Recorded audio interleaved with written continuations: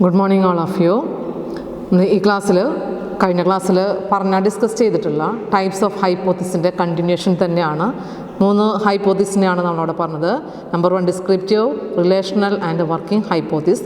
Number 4 null hypothesis. what do you mean by null hypothesis? Null ഹൈപ്പോത്തിസിനെ ഇപ്പോൾ denote ചെയ്യുന്ന term HO എന്നുള്ളതാണ്. നമുക്ക് പരിചയമുള്ളൊരു ടേമാണ് null hypothesis. It denies the working hypothesis. എപ്പോഴും വർക്കിംഗ് ഹൈപ്പോത്തിസിനെ റിജക്റ്റ് ചെയ്യുന്നതായിരിക്കും നൾ ഹൈപ്പോത്തിസ് എന്ന് പറയുമ്പോൾ. It is framed for test statistical significance. Statistically അത് ശരിയാണോ തെറ്റാണോ എന്ന് പ്രൂവ് ചെയ്യിക്കുന്നതാണ്. നിരാകരിക്കാനായിട്ട് അത് ശരിയല്ല എന്ന് നമുക്ക് തെളിയിക്കാനായിട്ട് ഡെവലപ്പ് ചെയ്യുന്ന ഹൈപ്പോത്തിസാണ് ഈ പറയുന്ന null hypothesis. It predicts there is no relation between 2 variable. For example, ഇപ്പോൾ നമ്മൾ വർക്കിംഗ് ഹൈപ്പോത്തിസ് പറഞ്ഞു. എന്താ വർക്കിംഗ് ഹൈപ്പോത്തിസിൽ റിലേഷൻഷിപ്പിനെയാണ് നമ്മൾ ഇനീഷ്യൽ സ്റ്റേജിൽ അതിനെ മെയിൻറ്റെയിൻ ചെയ്യുന്നതാണ്, ഡെവലപ്പ് ചെയ്യുന്ന ഒരു ഹൈപ്പോത്തിസാണ്. ഫോർ എക്സാമ്പിൾ എന്ന് പറഞ്ഞാൽ demand and quality are related. അപ്പോൾ ഞാൻ ഇവിടെ ഈ നൾ ഹൈപ്പോത്തിസിൽ പറയാണ് ഡെവലപ്പ് ചെയ്യുന്ന ഹൈപ്പോത്തിസിൻ്റെ ഒരു അസംഷൻ എന്ന് പറഞ്ഞു കഴിഞ്ഞാൽ no increase in demand with increase in quality. No increase in demand with increase in quality. Quality increase ചെയ്യുന്നതോടുകൂടി യാതൊരു ഡിമാൻഡും ഇൻക്രീസ് ചെയ്യുന്നില്ല. വേറെ എക്സാമ്പിൾ പറയുകയാണെങ്കിൽ നമ്മൾ നേരത്തെ പറഞ്ഞതാണ് increasing the sales of the ice cream depend upon the temperature. Temperature കൂടുമ്പോഴും നമുക്ക് ഐസ്ക്രീമിൻ്റെ സെയിൽ ഇൻക്രീസ് ചെയ്യും. ഇതിനെ നമുക്ക് ഡിനൈ ചെയ്തുകൊണ്ട് അതൊരു ഓൾട്ടർ ചെയ്തിട്ടുള്ളൊരു ഹൈപ്പോത്തിസിനെ ഡെവലപ്പ് ചെയ്യുകയാണ്. അതില്ല, there is no relation. It predicts this type of hypothesis predicts there is no relation between 2 variable. That is, ഇപ്പോൾ നമ്മൾ ഈ പറഞ്ഞിട്ടുള്ള quality and demand are related എന്ന് പറയുന്നതിനെ നൾ ഹൈപ്പോത്തിസായിട്ട് ഡെവലപ്പ് ചെയ്യുമ്പോൾ ഞാൻ എന്തായിരിക്കും അതിനെ ഡെവലപ്പ് ചെയ്യുക? No increase in demand with increase in quality or increase in temperature with does not increase in sale of the ice cream. അതായത് നമ്മൾ ഡെവലപ്പ് ചെയ്തിട്ടുണ്ടെങ്കിൽ ഡിനൈ ചെയ്യാണ്. നമുക്കത് ശരിയാണോ അല്ലയോ എന്ന് നമുക്ക് അറിയണമെന്നുണ്ടെങ്കിൽ സ്റ്റാറ്റിസ്റ്റിക്കലി അതിനെ പ്രൂവ് ചെയ്യണം, അതിനെ ടെസ്റ്റിംഗ് ചെയ്യണം. ടെസ്റ്റിംഗ് ചെയ്ത് കഴിഞ്ഞാൽ ശരിയല്ല എന്നുള്ളത് നമ്മൾ വരുത്തുന്നതാണ് നൾ ഹൈപ്പോത്തിസ്. ഇത് എക്സിസ്റ്റ് ചെയ്യുന്നൊരു അസംഷൻ ആയിരിക്കില്ല. അസംഷൻ മെയിൻറ്റെയിൻ ചെയ്യുന്നത് സ്റ്റാറ്റിസ്റ്റിക്കലി അതിൻ്റെ സിഗ്നിഫിക്കൻസ് ശരിയാണോ തെറ്റാണോ എന്നുള്ളത് പ്രൂവ് ചെയ്യിക്കുന്നതിന് വേണ്ടിയാണ് ഈ നൾ ഹൈപ്പോത്തിസ് ചെയ്യുന്നത്. അപ്പോൾ അതിനെ ഡിസപ്രൂവ് ചെയ്ത് കഴിഞ്ഞിട്ട് നമ്മൾ ആൾട്ടർനേറ്റീവായിട്ടുള്ള ഹൈപ്പോത്തിസിനെ എന്ത് ചെയ്യേണ്ടതായിട്ട് വരും? സെലക്ട് ചെയ്യേണ്ടതായിട്ട് വരും, അതിനെ ടെസ്റ്റിംഗ് ചെയ്യേണ്ടതായിട്ട് വരും. അപ്പോൾ null hypothesis framed for testing statistical significance. It predicts there is no relation between the dependent variable or independent variable. Next one പറയുന്നത് അനലിറ്റിക്കൽ ഹൈപ്പോത്തിസ് ആണ്. ഇത് അനലിറ്റിക്കൽ എന്ന് പറഞ്ഞാൽ അനലിറ്റിക്കൽ സ്റ്റഡിയൊക്കെ നമ്മൾ പഠിച്ചിട്ടുണ്ട്. അപ്പോൾ അനലിറ്റിക്കൽ സ്റ്റഡിയിൽ ഒരു ഡിപ്പെൻഡൻറ്റ് വേരിയബിൾ മറ്റൊരു ഇൻഡിപെൻഡൻറ്റ് വേരിയബിൾ ഉണ്ടാകുന്ന ചേഞ്ചസുകൾ തന്നെയാണ്. അപ്പോൾ ആ ചേഞ്ചസുകളെ സ്പെസിഫൈ ചെയ്യുന്ന ഹൈപ്പോത്തിസ് തന്നെയാണ് അനലിറ്റിക്കൽ ഹൈപ്പോത്തിസ് എന്ന് പറയുന്നത്. It is used to specify the relation between the change in one property of leading to change in another property or another variable. For example, income level related to number of children in the family. അതായത് ഇപ്പോൾ നമ്മുടെ income increase ചെയ്യുന്നതിനനുസരിച്ച് കൊണ്ട് അത് നമുക്ക് കൂടുതലായിട്ടും എന്തിനു വേണ്ടി ഉപയോഗിക്കാം? സേവിങ്ങിന് വേണ്ടി ഉപയോഗിക്കാം, മറ്റെന്തെങ്കിലും പർപ്പസുകൾക്ക് വേണ്ടി ഉപയോഗിക്കാം. പക്ഷേ നമ്മുടെ വീട്ടിൽ കുട്ടികളുടെ എണ്ണം കൂടുതലാണെന്നുണ്ടെങ്കിൽ നമുക്ക് എക്സ്പെൻസ് കൂടുതലായിരിക്കും. അപ്പോൾ എക്സ്പെൻസ് കൂടുന്തോറും നമുക്ക് മറ്റുള്ള സേവിങ്സിനോ റിക്രിയേഷന് വേണ്ടിയോ മറ്റെന്തെങ്കിലും പർപ്പസുകൾക്കോ യൂസ് ചെയ്യാനായിട്ട് കഴിയില്ല. അപ്പോൾ ഇൻകം ലെവലിലുണ്ടാവുന്ന ചേഞ്ച് എന്ന് പറഞ്ഞു കഴിഞ്ഞാൽ ആ ഒരു വേരിയേഷൻ നമ്പർ ഓഫ് ചിൽഡ്രനെ ഡിപ്പെൻഡ് ചെയ്യുന്നുണ്ട്. ഫാമിലിയിലുള്ള നമ്പർ ഓഫ് ചിൽഡ്രൻ്റെ ബേസ് ചെയ്ത് കൊണ്ടാണ് ഇൻകം ലെവൽ. ആ ഇൻകം ലെവൽ എന്ന് പറഞ്ഞു കഴിഞ്ഞാൽ റിലേറ്റ് ചെയ്യുന്നത് നമ്പർ ഓഫ് ചിൽഡ്രൻ എന്ന് പറയുന്ന ഫാമിലിയിൽ കൂടുതൽ കുട്ടികളുണ്ടെന്നുണ്ടെങ്കിൽ നമുക്ക് പല പർപ്പസുകൾക്കും യൂസ് ചെയ്യേണ്ടതായിട്ട് വരും. സേവിങ്സിനൊന്നും നമുക്കത് കൂടുതൽ കണ്ടെത്താനായിട്ട് കഴിയില്ല. അപ്പോൾ ഇൻകം ലെവലും ദ നമ്പർ ഓഫ് ചിൽഡ്രൻ തമ്മിൽ റിലേറ്റഡ് ആണ്. അപ്പോൾ അതിന് യൂസ് ചെയ്യുന്ന ഒരു അനലിറ്റിക്കൽ ഹൈപ്പോത്തിസാണ് ഇവിടെ പറഞ്ഞത്. നെക്സ്റ്റ് പറഞ്ഞത് സ്റ്റാറ്റിസ്റ്റിക്കൽ ഹൈപ്പോത്തിസ് ആണ്. സ്റ്റാറ്റിസ്റ്റിക്കൽ ഹൈപ്പോത്തിസ് എപ്പോഴും നമുക്ക് സ്റ്റാറ്റിസ്റ്റിക്കലി അതിനെ മെഷർ ചെയ്യേണ്ടതാണ്. സ്റ്റാറ്റിസ്റ്റിക്കലി സാമ്പിൾസുകളിൽ നിന്ന് നമ്മൾ കളക്ട് ചെയ്തിട്ടുള്ള ഡാറ്റയിൽ നിന്ന് സാമ്പിൾസുകളെല്ലാം ചെക്ക് ചെയ്തുകൊണ്ട് അതിനെ അനലൈസ് ചെയ്യുന്നതാണ് സ്റ്റാറ്റിസ്റ്റിക്കൽ ഹൈപ്പോത്തിസിസ് എന്ന് പറയുമ്പോൾ. അപ്പോൾ നമുക്ക് ഡിമാൻഡിനെ അനലൈസ് ചെയ്യുകയാണെന്നുണ്ടെങ്കിൽ ക്വാളിറ്റിയും ഡിമാൻഡും തമ്മിൽ റിലേറ്റഡ് ആണെന്ന് പറഞ്ഞു. അപ്പം അങ്ങനെ ആണ് എന്ന് നമ്മൾ അസ്യൂം ചെയ്തിട്ടുള്ളത് ശരിയാണെന്നുണ്ടെങ്കിൽ ആ ഒരു സൊല്യൂഷനിൽ എത്തണമെന്നുണ്ടെങ്കിൽ അതിന് സ്റ്റാറ്റിസ്റ്റിക്കലി എന്ത് ചെയ്യണം, അനലൈസ് ചെയ്യണം. അപ്പോൾ കൺസ്യൂമേഴ്സിൻ്റെ ഇടയിൽ അതിനെക്കുറിച്ചുള്ള ഇൻഫർമേഷൻസുകളൊക്കെ കളക്ട് ചെയ്തുകൊണ്ട് എത്ര കൺസ്യൂമേഴ്സ് ആണോ ഉള്ളത് അവരിലൊക്കെ സാമ്പിൾസ് കളക്ട് ചെയ്ത് കിട്ടിയ ഡാറ്റകളെ അനലൈസ് ചെയ്യുമ്പോൾ രണ്ട് ടൈപ്പിലാണ് സ്റ്റാറ്റിസ്റ്റിക്കൽ ഹൈപ്പോത്തിസിനെ ഡെവലപ്പ് ചെയ്യുന്നത്. ഒന്ന് ഡിഫറൻസിനെ കാണിക്കാനായിട്ട്, ഒന്ന് റിലേഷൻഷിപ്പിനെ കാണിക്കാനായിട്ട്. അപ്പോൾ hypothesis which indicate the difference and hypothesis which indicate the relationship. For example പറയുകയാണെന്നുണ്ടെങ്കിൽ ഇപ്പോൾ ഡിഫറൻസ് കാണിക്കുകയാണെന്നുണ്ടെങ്കിൽ അതായത് പ്രൈവറ്റ് സെക്ടറിലും പബ്ലിക് സെക്ടറിലും ഓർഗനൈസേഷൻ തമ്മിലൊരു ഡിഫറൻസാണ് നമുക്ക് പറയാനുള്ളത്.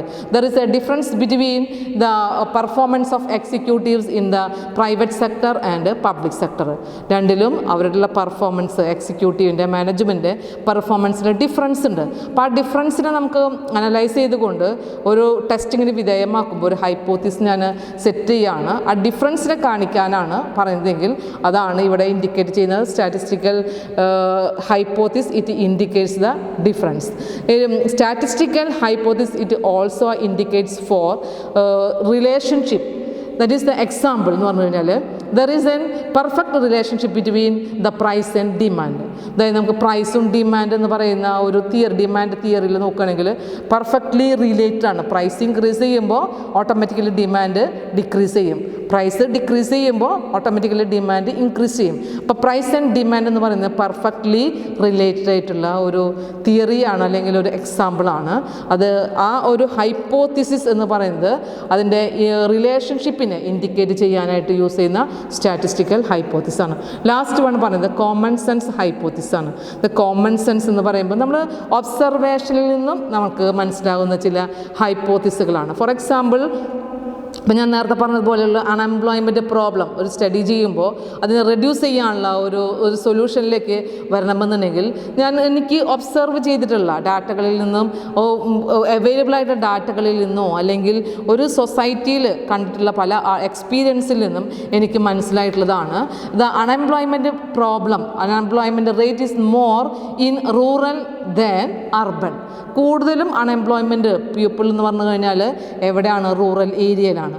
അർബൻ ഏരിയയിൽ അൺഎംപ്ലോയ്മെൻറ്റിൻ്റെ റേറ്റ് കുറച്ചും കൂടെ കുറവാണ്. അപ്പോൾ എനിക്ക് ഒബ്സർവ് ചെയ്തിട്ടുള്ള ഒരു ഡാറ്റയിൽ നിന്ന് അല്ലെങ്കിൽ ഒബ്സർവേഷനിൽ നിന്ന് മനസ്സിലാക്കിയിട്ടുള്ള ഒരു എസംഷനാണ് കോമൺ സെൻസ് ഹൈപ്പോത്തിസിസ്. അപ്പോൾ സാധാരണ നമുക്ക് ഡെയിലി ലൈഫിൽ നമുക്ക് ഉണ്ടാകുന്ന പല പ്രോബ്ലംസുകളും ഇതുപോലെ നമുക്കതിൻ്റെ കാരണങ്ങളൊക്കെ മനസ്സിലാക്കാനായിട്ടൊരു കോമൺ സെൻസ് ഹൈപ്പോത്തിസുകൾ ഡെവലപ്പ് ചെയ്യാം. ഇപ്പോൾ ഗവൺമെൻറ് ഒരുപാട് പോളിസീസുകളൊക്കെ കൊണ്ടുവരുന്നുണ്ട്.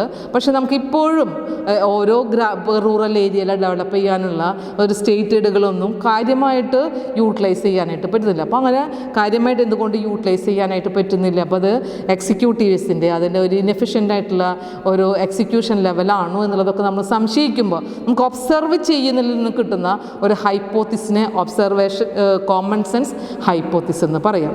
നെക്സ്റ്റ് നമുക്ക് പറയാനുള്ളത് ഇതിൻ്റെ ഫീച്ചേഴ്സാണ്. എന്താണ് ഒരു ഹൈപ്പോത്തിസ് എന്ന് പറയുമ്പോൾ? ഹൈപ്പോത്തിസ് ടെൻറ്റേറ്റീവ് ആയിട്ടുള്ളൊരു സൊല്യൂഷനാണ്, അല്ലെങ്കിൽ അതൊരു ഗസ്സിങ് ചെയ്യുന്നതാണ്, ഒരു എക്സ്പ്ലനേഷൻ കൊടുക്കുന്നതാണ്, proposes four solving the problem. അപ്പോൾ അതിൻ്റെ ഫീച്ചേഴ്സാണ്, മെയിൻ ഫീച്ചേഴ്സാണ് പറയുന്നത്. ഒരു നല്ലൊരു ഹൈപ്പോത്തിസ് ആവണമെന്നുണ്ടെങ്കിൽ എന്തെല്ലാം കണ്ടീഷൻസുകൾ ഉണ്ടായിരിക്കണം, എന്തെല്ലാം ക്വാളിറ്റീസുകളാണ് ഒരു ഹൈപ്പോത്തിസിന്. കാരണം ഹൈപ്പോത്തിസ് എന്ന് പറഞ്ഞു കഴിഞ്ഞാൽ മോസ്റ്റ് ഇമ്പോർട്ടൻ്റ് ആയിട്ടൊരു ഫാക്ടറാണ് റിസർച്ച് സ്റ്റഡീസിൽ. അപ്പോൾ ആ റിസർച്ച് സ്റ്റഡീസിനെ പ്രോപ്പർ ഡയറക്ഷനിലേക്ക് കൊണ്ടുപോകണമെന്നുണ്ടെങ്കിൽ ആ റിസർച്ചറിനെ ഡയറക്റ്റ് ചെയ്യണമെന്നുണ്ടെങ്കിൽ നമ്മൾ എന്ത് ചെയ്യണം? ഹൈപ്പോത്തിസുകൾ ഡെവലപ്പ് ചെയ്യുകയാണെന്നുണ്ടെങ്കിൽ ആ ഒരു ഫൈൻഡിങ്സിൽ ആ റിസർച്ച് സ്റ്റഡി പ്രൊസീഡ് ചെയ്യാനായിട്ട് ഹെൽപ്ഫുള്ളായി മാറും. അപ്പോൾ qualities of A good hypothesis means number 1, it should B empirically verifiable. നമുക്ക് ഈ അസംഷൻസുകളെല്ലാം നമുക്ക് എന്ത് ചെയ്യാൻ പറ്റണം? എംപിരിക്കലി വെരിഫയബിൾ ആണ്. ഇത് വെരിഫയബിൾ എന്ന് പറഞ്ഞു കഴിഞ്ഞാൽ ടെസ്റ്റിംഗ് ചെയ്യണം. അതായത് ഈ അസംഷൻസുകളൊക്കെ ട്രൂ ആണോ അല്ലെങ്കിൽ ഫോൾസ് ആണോ, ഇത് ആക്സെപ്റ്റ് ചെയ്യാനായിട്ട് പറ്റുമോ, റിജക്റ്റ് ചെയ്യാനായിട്ട് പറ്റുമോ? ഒരു എക്സാമ്പിൾ ഞാൻ നേരത്തെ അൺഎംപ്ലോയ്മെൻറ്റ് പ്രോബ്ലം പറഞ്ഞപ്പോൾ അൺഎംപ്ലോയ്മെൻറ്റ് എന്ന് പറയുന്നത് റേറ്റ് കൂടുതൽ റൂറൽ ഏരിയയിലാണ് ഞാൻ അസ്യൂം ചെയ്തു. അപ്പോൾ റൂറൽ ഏരിയയിലാണ് എന്നുള്ളത് ഫാക്റ്റുകളുടെ അല്ലെങ്കിൽ നമുക്ക് ചെയ്തിട്ടുള്ള ഡാറ്റകളുടെ അനാലിസിൻ്റെ വെളിച്ചത്തിൽ മാത്രമേ നമുക്കതിനെ ആക്സെപ്റ്റ് ചെയ്യാനായിട്ട് പറ്റുള്ളൂ. അങ്ങനെ ആക്സെപ്റ്റ് ചെയ്യണമെന്നുണ്ടെങ്കിൽ നമ്മൾ ആ ഹൈപ്പോത്തിസിനെ എന്ത് ചെയ്യണം, ടെസ്റ്റിംഗ് ചെയ്യണം. അപ്പോൾ വെരിഫയബിലിറ്റി ഉണ്ടെങ്കിൽ വെരിഫയബിലിറ്റി ഉണ്ടാകണം. സ്റ്റാറ്റിസ്റ്റിക്കലി അതിനെ ടെസ്റ്റിങ്ങിന് വിധേയമാക്കാനായിട്ട് ട്രൂ ആണോ ഫോൾസ് ആണോ എന്നുള്ളത് തെളിയിക്കാനായിട്ട് കഴിയണം എന്നുള്ളതാണ് നമ്പർ 1 ക്വാളിറ്റി. അപ്പോൾ അതിൻ്റെ നെക്സ്റ്റ് എന്ന് പറഞ്ഞാൽ ഇറ്റ് ഷുഡ് ബി റെലവൻറ്റ്. അതായത് നമ്മൾ സ്റ്റഡിക്ക് ഇമ്പോർട്ടൻ്റ് ആയിട്ടുള്ള ഫാക്ടറുകളായിരിക്കണം ഈ പറയുന്ന അസംഷൻസുകൾ. നെക്സ്റ്റ് പ്രിഡിക്റ്റീവ് ആണ്. Predictive and explanatory power. അതായത് നമുക്ക് നമ്മുടെ ഒബ്ജക്റ്റിനെ എങ്ങനെയാണ് നമ്മുടെ റിസർച്ച് സ്റ്റഡിയിലേക്ക് അതിൻ്റെ മെയിൻ ഒബ്ജക്റ്റീവ് അറ്റൈൻ ചെയ്യാനായിട്ട് എന്തെല്ലാം എക്സ്പ്ലനേഷൻസുകളോ ടെൻറ്റേറ്റീവായിട്ടുള്ള സൊല്യൂഷൻസുകൾ പ്രൊവൈഡ് ചെയ്യാനായിട്ട് പറ്റും, നമുക്കതിനെ പ്രിഡിക്റ്റ് ചെയ്യാനായിട്ട് പറ്റും. അൺഎംപ്ലോയ്മെൻറ്റ് എന്ന് പറയുന്ന ഒരു പ്രോബ്ലത്തിനെ അറൈസ് ചെയ്യുന്നതിൻ്റെ കാരണങ്ങൾ എന്തൊക്കെയാണ്, എവിടെ നിന്നാണ് സംഭവിക്കുന്നത്, എന്തുകൊണ്ടാണ് സംഭവിക്കുന്നത്, അതിനെ പ്രെഡിക്റ്റ് ചെയ്യാൻ, അതിന് സൊല്യൂഷൻ എന്ത് ചെയ്യണം എന്ന് പറയുന്നത് മുൻകൂട്ടി നമുക്ക് പ്രെഡിക്റ്റ് ചെയ്യാനായിട്ട് പറ്റും. ഒരു എക്സ്പ്ലനേറ്ററി നോളജ് അത് പ്രൊവൈഡ് ചെയ്യാനായിട്ട് പറ്റണം എന്നുള്ളതാണ് ഓരോ ഹൈപ്പോത്തിസിൻ്റെയും ഒരു ക്വാളിറ്റി ആയിട്ട് പറയുന്നത്. നെക്സ്റ്റ് എന്ന് പറഞ്ഞാൽ it must furnish a base for inference. നമ്മൾ ആ ഹൈപ്പോത്തിസിനെ ഒരു വെരിഫയബിലിറ്റി അല്ലെങ്കിൽ ടെസ്റ്റിംഗ് ചെയ്ത് കഴിഞ്ഞാൽ ലാസ്റ്റ് ഒരു കൺക്ലൂഷനിൽ എത്താനായിട്ട് കഴിയണം. അപ്പോൾ കൺക്ലൂഷൻ ഇൻഫറൻസിലേക്ക് എത്തിക്കാനായിട്ട് കഴിയണം എന്നുള്ളതാണ് മറ്റൊരു ഫീച്ചർ. എന്താ ഇൻഫറൻസിലേക്ക് എത്തിക്കുക എന്ന് പറയുമ്പോൾ ഇപ്പം നേരത്തെ ഞാൻ പറഞ്ഞതാണ് അർബൻ പീപ്പിളിനേക്കാളും അൺഎംപ്ലോയ്മെൻറ്റ് റേറ്റ് റൂറൽ പീപ്പിളിനാണ്. അപ്പോൾ ആ ഒരു കോമൺ സെൻസ് ആയിട്ടുള്ളൊരു ഹൈപ്പോത്തിസിനെ ടെസ്റ്റിംഗ് ചെയ്തപ്പോൾ ക്ലിയറായി അൺഎംപ്ലോയ്മെൻറ്റ് പ്രോബ്ലം എനിക്ക് എവിടെ തന്നെ ഉള്ളത്, ഈ റൂറൽ ഏരിയയിൽ തന്നെയാണ്. റൂറൽ ഏരിയ എന്ന് പറഞ്ഞാൽ ഇല്ലിട്രേറ്റ് ആണ്, പ്രാക്ടിക്കൽ നോളജ് ഇല്ലാത്തവരാണ്, ഇന്നോവേറ്റീവായിട്ടുള്ള ഐഡിയ ഇല്ലാത്തവരാണ്. അതുകൊണ്ട് അവർക്ക് കൂടുതലായിട്ടും ജോബ് ഓപ്പർച്യൂണിറ്റി ഇല്ല. അപ്പോൾ ഇല്ല എന്ന് പറയുന്ന കൂടുതൽ റേറ്റ് അൺഎംപ്ലോയ്മെൻറ്റ് റേറ്റ് റൂറൽ ഏരിയയിലാണ് കൂടുതൽ എന്ന് പറയുന്ന ആ ഒരു എസംഷൻ ഞാനതിനെ ടെൻറ്റേറ്റീവായിട്ട് കരുതിയപ്പോൾ അതെന്ത് ചെയ്യണം, ഒരു കൺക്ലൂഷനിൽ എത്തിക്കാനായിട്ട് കഴിയണം. ടെസ്റ്റിംഗ് ചെയ്ത് കഴിഞ്ഞാൽ കൺക്ലൂഷനിൽ എത്തിക്കാനായിട്ട് കഴിയണം. Next it should B constant with established knowledge. അതായത് നമ്മൾ എന്ത് സ്റ്റഡി ചെയ്യുമ്പോഴും ഒരു തിയററ്റിക്കലായിട്ടുള്ള നോളജ് പ്രൊവൈഡ് ചെയ്യാവുന്നതായിരിക്കണം. ഹൈപ്പോത്തിസ് എന്ന് പറയുമ്പോൾ should be simple, clear, definite and certain. നമ്മുടെ സ്റ്റഡിക്ക് ഏറ്റവും റിലേറ്റഡ് ആയിട്ടുള്ള ക്ലിയർ ആയിട്ടുള്ള ഡിഫൈൻ ചെയ്യാനായിട്ട് പറ്റുന്ന കൃത്യമായിട്ടുള്ള ഇൻഫോർമേഷൻസുകൾ പ്രൊവൈഡ് ചെയ്യാൻ പറ്റുന്ന എക്സ്പ്ലനേഷൻസുകളോ ടെൻറ്റേറ്റീവ് സൊല്യൂഷൻസുകളോ ആയിരിക്കണം ഹൈപ്പോത്തിസ് എന്ന് പറയുന്നത്. Next it must be amenable to available techniques of analysis. അതായത് നമുക്ക് ഏത് സ്റ്റഡി ചെയ്ത് ഹൈപ്പോത്തിസുകൾ ഉണ്ടെന്നുണ്ടെങ്കിലും അത് ഡെവലപ്പ് ചെയ്ത് കഴിഞ്ഞാൽ നമ്മളത് ഫ്രെയിം ചെയ്ത് കഴിഞ്ഞാൽ നമ്മളതിനെ പല ഹൈപ്പോത്തിസുകളൊക്കെ നമ്മളത് രൂപീകരിച്ച് കഴിഞ്ഞാൽ നമുക്കത് ടെസ്റ്റിംഗ് ചെയ്യണം. അപ്പോൾ ടെസ്റ്റിംഗ് ചെയ്ത് സ്റ്റാറ്റിസ്റ്റിക്കൽ അനാലിസിൽ ഉപയോഗിച്ചുകൊണ്ടാണ്, സ്റ്റാറ്റിസ്റ്റിക്കലായിട്ടുള്ള ടെക്നിക്സുകൾ ഉപയോഗിച്ചുകൊണ്ടാണ്. അപ്പോൾ സ്റ്റാറ്റിസ്റ്റിക്കൽ ടെക്നിക്സുകൾ ഉപയോഗിച്ച് അല്ലെങ്കിൽ സെഡ് ടെസ്റ്റ്, ടി ടെസ്റ്റ് എന്ന് പറയുന്ന സാമ്പിൾസുകളൊക്കെ നമ്മൾ അനലൈസ് ചെയ്തതിന് ശേഷം ഹൈപ്പോത്തിസ് ഡെവലപ്പ് ചെയ്തതിന് ശേഷം ഈ ടി ടെസ്റ്റ്, സെഡ് ടെസ്റ്റ് എന്ന് പറയുന്ന സ്റ്റാറ്റിസ്റ്റിക്കൽ ടെക്നിക്സുകൾ ഉപയോഗിച്ചുകൊണ്ടാണ് ഹൈപ്പോത്തിസിനെ ടെസ്റ്റിംഗ് ചെയ്യുന്നത്. അപ്പം അങ്ങനെ ടെസ്റ്റിങ്ങിന് വിധേയമാക്കാൻ കഴിയുന്നതായിരിക്കണം നമ്മൾ അസംഷൻസുകൾ അല്ലെങ്കിൽ ടെൻറ്റേറ്റീവായി സൊല്യൂഷൻസുകൾ എടുക്കുന്ന ഹൈപ്പോത്തിസ് എന്ന് പറയുന്നത്. ഇത്രയാണ് അതിൻ്റെ മെയിൻ ഫീച്ചേഴ്സ് പറയുന്നത്. Then what is the uses of the hypothesis. നമുക്ക് ഹൈപ്പോത്തിസ് എന്ന് പറഞ്ഞപ്പോൾ നമ്മൾ പറഞ്ഞു ഇതാണ് ശരിക്കും പറഞ്ഞു കഴിഞ്ഞാൽ ഒരു ഇനീഷ്യൽ സ്റ്റേജിലൊക്കെ ഡെവലപ്പ് ചെയ്യുന്ന ഹൈപ്പോത്തിസുകളൊക്കെ നമുക്ക് റിസർച്ച് പ്രൊസീഡിങ്സിൽ വളരെ യൂസ്ഫുൾ ആവാം. ചിലപ്പോൾ നമ്മൾ എക്സ്പ്ലെയിൻ ചെയ്യുന്നതായിരിക്കില്ല നമുക്ക് കിട്ടുന്ന ഡാറ്റകളിൽ നിന്ന്, അനാലിസിൽ നിന്ന് കിട്ടുന്ന ഇൻഫോർമേഷൻസുകൾ. അപ്പോൾ നമുക്ക് ആ ടെൻറ്റേറ്റീവായിട്ടുള്ള സൊല്യൂഷൻസുകളൊക്കെ ഓൾട്ടർ ചെയ്യാനോ മോഡിഫൈ ചെയ്യാനോ ഒക്കെ ഹെൽപ്ഫുൾ ആകും. നമുക്ക് റിസൾട്ട് ഫൈൻഡിങ്സിലേക്ക് ക്ലിയർ കട്ടായിട്ട് ഒരു പ്രിസൈസ് നോളജ് അവൈലബിൾ ആകുന്നതായിരിക്കും നമ്മുടെ അസംഷൻസുകൾ അല്ലെങ്കിൽ ടെൻറ്റേറ്റീവ് സൊല്യൂഷൻ എന്ന് പറയുന്ന ഈ ഹൈപ്പോത്തിസുകൾ. അപ്പോൾ വളരെ ഇമ്പോർട്ടൻസ് ഈ റിസർച്ച് സ്റ്റഡിയിൽ ഈ പറയുന്ന ഹൈപ്പോത്തിസിനുണ്ട്. നമ്പർ 1 പറയുന്നത് it is starting point of the research work. ഏതൊരു റിസർച്ച് ആക്ടിവിറ്റി നമ്മൾ സ്റ്റഡി ചെയ്യുകയാണെന്നുണ്ടെങ്കിൽ അതിൻ്റെ ഒരു സ്റ്റാർട്ടിംഗ് പോയിൻ്റാണ് റിസർച്ചിൻ്റെ ഈ hypothesis. For example demand and quality. നമുക്ക് ഡിമാൻഡിനെ അനലൈസ് ചെയ്യുകയാണ്. Demand to testing the products demand. പുതിയൊരു പ്രൊഡക്റ്റ് നമ്മൾ മാർക്കറ്റിലേക്ക് കൊണ്ടുവരാണ്, ടെസ്റ്റിംഗ് ചെയ്യാണ്, ക്വാളിറ്റിയുള്ള പ്രൊഡക്റ്റ് ആണോ എന്ന് നമുക്ക് ചെക്ക് ചെയ്യണം. ആ ക്വാളിറ്റി ഉണ്ട് എന്ന് നമുക്ക് എൻഷുർ ചെയ്ത് കഴിഞ്ഞാൽ ഓട്ടോമാറ്റിക്കലി അതിന് എന്തുണ്ടായിരിക്കും, ഡിമാൻഡ് ഉണ്ടായിരിക്കും. അപ്പോൾ നമ്മളൊരു ഹൈപ്പോത്തിസിനെ ഡെവലപ്പ് ചെയ്യുമ്പോൾ നമ്മുടെ ആ റിസർച്ചിൻ്റെ സ്റ്റാർട്ടിങ്ങിലേക്ക് വരുന്ന ഫസ്റ്റ് പോയിൻ്റാണ് ഹൈപ്പോത്തിസ് എന്ന് പറയുന്നത്. Number 2, it deciding the direction to which proceed. നമ്മൾ എവിടേക്കാണോ നമ്മൾ സ്റ്റഡി ചെയ്യാനായിട്ട്, എന്തിനെക്കുറിച്ചാണോ സ്റ്റഡി ചെയ്യുന്നത്, എന്ത് ഒബ്ജക്റ്റീവാണോ, എന്ത് പർപ്പസിന് വേണ്ടിയാണോ സ്റ്റഡി ചെയ്യുന്നത്, എന്ത് സൊല്യൂഷൻസുകളാണോ നമ്മുടെ പ്രോബ്ലത്തിന് കണ്ടുപിടിക്കേണ്ടത്, അതിനൊരു ഡയറക്ഷനായിട്ട് പ്രവർത്തിക്കുന്നതാണ് ഹൈപ്പോത്തിസ് എന്ന് പറയുമ്പോൾ. നെക്സ്റ്റ് എന്ന് പറഞ്ഞു കഴിഞ്ഞാൽ റെലവൻറ്റ് ഡാറ്റകളുടെ വെളിച്ചത്തിലാണ് നമുക്ക് അവൈലബിൾ ആയിട്ട് കിട്ടുന്ന ഡാറ്റകളെ അനലൈസ് ചെയ്യുന്നത് തന്നെ. ആ ഡാറ്റ അനലൈസ് ചെയ്യുമ്പോൾ തന്നെ നമ്മൾ ശ്രദ്ധിക്കണം, റെലവൻ്റ് ആയിട്ടുള്ള ഡാറ്റകളായിരിക്കണം. പ്രൈമറി ഡാറ്റയാണ്, ക്വാളിറ്റേറ്റീവ് ഡാറ്റയാണ്, ക്വാണ്ടിറ്റേറ്റീവ് ഡാറ്റയാണ്. അതിനൊക്കെയാണ് നമ്മൾ സെലക്ട് ചെയ്യുന്നതെങ്കിൽ ആ ഡാറ്റകളെ അനലൈസ് ചെയ്യാനും സെലക്ട് ചെയ്യാനും നമ്മൾ എന്താണോ ഹൈപ്പോത്തിസ് സെറ്റ് ചെയ്തിട്ടുള്ളത്, ഡെവലപ്പ് ചെയ്തിട്ടുള്ളത്, അതിൻ്റെ ബേസിൽ മാത്രമേ പറ്റുള്ളൂ. നമുക്കൊരു യൂസ്ലെസ് ആയിട്ടുള്ള ഡാറ്റ അനലൈസ് ചെയ്യുന്നതെങ്കിൽ നമ്മുടെ ഫൈൻഡിങ്സും എന്തായിരിക്കും, മിസ്യൂസ് ആയിരിക്കും. നമ്മുടെ റിസർച്ച് അട്ടർ ഫെയിലിയറിലേക്കായിരിക്കും വരിക. ഒരു ഇമ്പോർട്ടൻസും ആ റിസർച്ച് സ്റ്റഡി കൊണ്ട് ഉണ്ടാവില്ല. അപ്പോൾ നമുക്ക് റെലവൻ്റ് ആയിട്ടുള്ള ഡാറ്റകൾ കളക്ട് ചെയ്യാനും സെലക്ട് ചെയ്യാനും ഹെൽപ്ഫുൾ ആവുന്നതാണ് developing of an hypothesis. Next, it aids to an explanation. നമ്മളൊരു സ്റ്റഡിക്ക് മുൻകൂട്ടി കുറേ ധാരണകൾ വരുത്തുകയാണെങ്കിൽ, അതിനെക്കുറിച്ചുള്ളൊരു മോർ എക്സ്പ്ലനേഷൻസുകൾ നമ്മുടെ കയ്യിലുണ്ട് എന്നുണ്ടെങ്കിൽ, ഒരു ഗസ്സിങ്, ഒരു എസംഷൻസുകളോ പ്രഡിക്ഷൻസുകളോ ഉണ്ട് എന്നുണ്ടെങ്കിൽ അതിനെ ഡെവലപ്പ് ചെയ്തുകൊണ്ട് മോർ നോളജിലേക്ക് എത്താനായിട്ട് പറ്റും. കറക്റ്റായിട്ടുള്ള ഫ്രൂട്ട്ഫുൾ ആയിട്ടുള്ള ഒരു ഇൻഫർമേഷൻസുകൾ കളക്ട് ചെയ്യാനായിട്ട് പറ്റും. അതിനുവേണ്ടി ഒരു കെയർഫുൾ ആയിട്ടുള്ള സ്റ്റഡി ആയിരിക്കും നമ്മുടെ റിസർച്ച് എന്ന് പറഞ്ഞു കഴിഞ്ഞാൽ. അപ്പോൾ റിസർച്ചിൻ്റെ ഫൈൻഡിങ്സും എന്തായിരിക്കും, ഫ്രൂട്ട്ഫുള്ളായി മാറും. അപ്പോൾ it helps for the explanation. Then it helps in drawing conclusion. നമ്മൾ ഏത് സ്റ്റഡി ചെയ്ത് കഴിഞ്ഞാലും ആ സ്റ്റഡിക്ക് ഒരു കൺക്ലൂഷനിലെത്തണം. ഒന്നുകിൽ ഒരു തിയറി ബിൽഡ് ചെയ്തതായിരിക്കാം, അല്ലെങ്കിൽ ഒരു തിയറിയെ ടെസ്റ്റിംഗ് ചെയ്തായിരിക്കാം. For example, quality and demand എന്ന് പറയുമ്പോൾ ഡിമാൻഡിന് എപ്പോഴും ഡിപ്പെൻഡ് ചെയ്യുന്ന ഒരു ഘടകം തന്നെയാണ് അതിൻ്റെ ക്വാളിറ്റി. പ്രൈസ് ഉണ്ടായിരിക്കാം, കൺസ്യൂമേഴ്സിൻ്റെ പ്രിഫറൻസ് ഉണ്ടായിരിക്കാം, മോഡേൺ ആയിട്ടുള്ള പല പ്രൊഡക്റ്റുകൾ ഉണ്ടായിരിക്കാം, ട്രെൻഡ് ഓഫ് കൺസ്യൂമേഴ്സ് ഉണ്ടായിരിക്കാം. അപ്പോൾ ഇങ്ങനെ പറയുമ്പോൾ ഓരോന്നിനെയും നമുക്ക് അനലൈസ് ചെയ്യുമ്പോൾ ഇന്നതാണ് കാരണം, ഡിമാൻഡിനെ അഫക്റ്റ് ചെയ്യുന്ന മെയിൻ റീസൺ പ്രൈസാണ് എന്ന് പറയുന്ന ആ കൺക്ലൂഷനിലേക്ക് എത്തിക്കാനായിട്ട് കഴിയുന്നതാണ് ഹൈപ്പോത്തിസിസ് എന്ന് പറയുന്നത്.